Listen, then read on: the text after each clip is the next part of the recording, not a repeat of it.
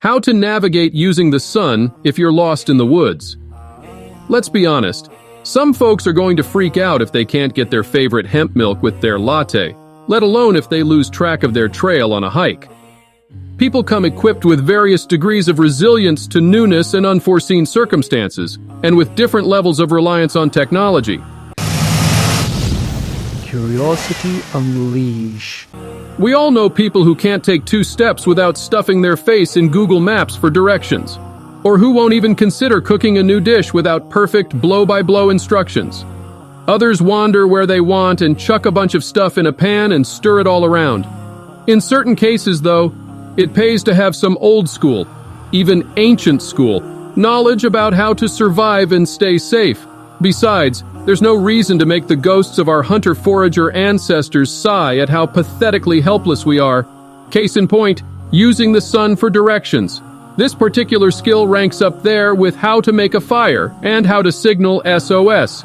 Using the sun for directions in a desert, let's say, is going to be easier than the forest because of a lack of tree cover and a lack of clouds. Either way, just remember your basic cardinal directions: north, south, east, west. And remember that the sun rises in the east and sets in the west, as popular science outlines. In winter, the sun sticks lower to the ground. From there, pick your direction and get moving. Find north, track the sun, follow water.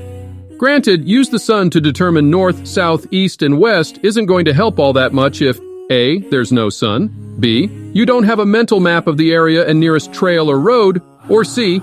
There's a bear chewing on your leg.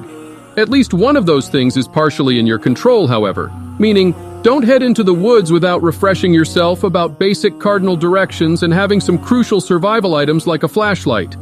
A physical map wouldn't hurt either. Also, don't assume there'll be satellite coverage over every square inch of the woods. If you're stranded in the woods because of a reason out of your control, though, for example, you survived a plane crash and belong in a disaster film, chuck all this advice out of the window. Beyond such common sense items, science describes some helpful pro tips. For instance, water sources always flow from higher elevations to lower elevations, and humans typically live downhill near water sources. So if there's a stream, follow it down.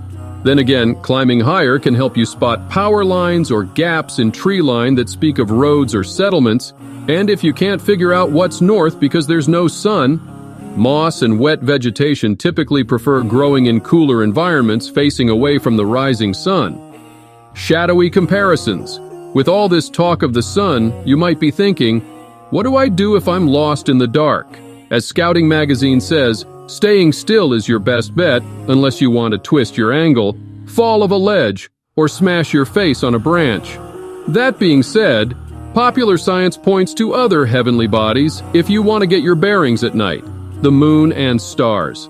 Remember that the moon gets its light from the sun, which means that the bright side of the moon faces the sun. This can help you determine east and west, and therefore north and south.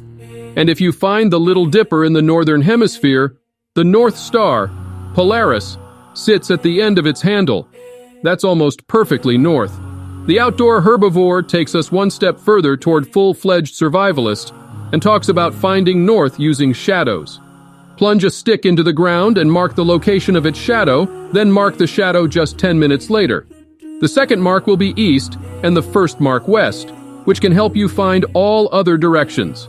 This is true in both hemispheres. You can also point the hour hand of your watch at the sun and take the line between the hour hand and 12 as north-south. Beyond this, things get complicated, but above all else, stay calm, breathe, focus, don't panic, and keep your eyes on the sky.